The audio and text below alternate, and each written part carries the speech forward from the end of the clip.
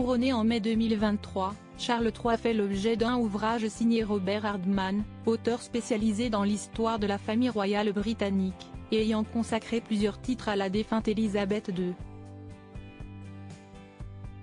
Et si est-il autour du nouveau régent de passer au microscope du journaliste.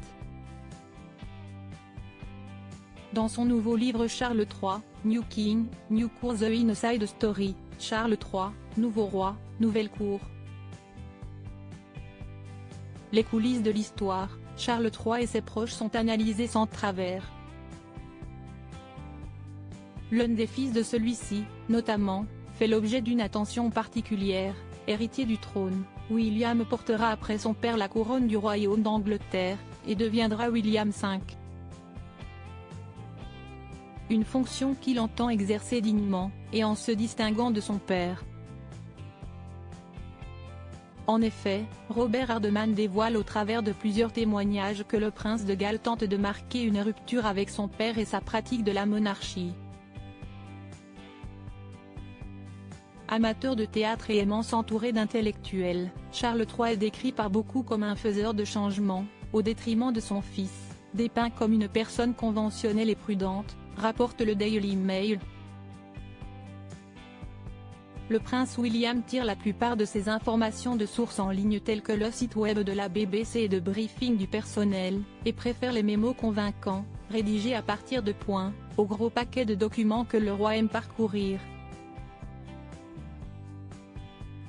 Il ne partage pas non plus le goût de son père pour l'accumulation de propriétés. Enfin, il a décidé très tôt de ne pas apprendre le gallois, de ne pas posséder de maison au pays de Galles, et de ne pas avoir d'investiture officielle comme celle de Charles III. William, à quoi pourrait ressembler son couronnement? Si le futur roi n'est pas encore appelé à gouverner, son couronnement est déjà en préparation.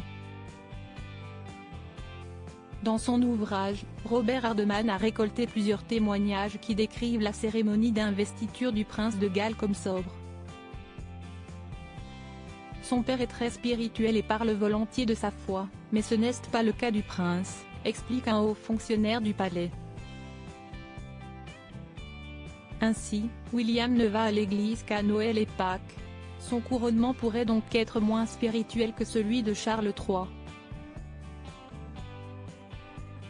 Sa cérémonie pourrait avoir également moins d'apparat, selon une personne proche du prince. Ce dernier a trouvé que le couronnement de son père était brillant, mais il est moins instinctivement spirituel que son père et il voudrait donc quelque chose d'un peu plus discret.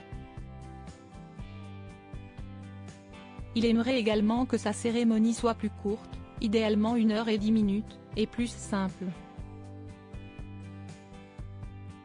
Article écrit en collaboration avec 6 médias. Crédit photo, agence.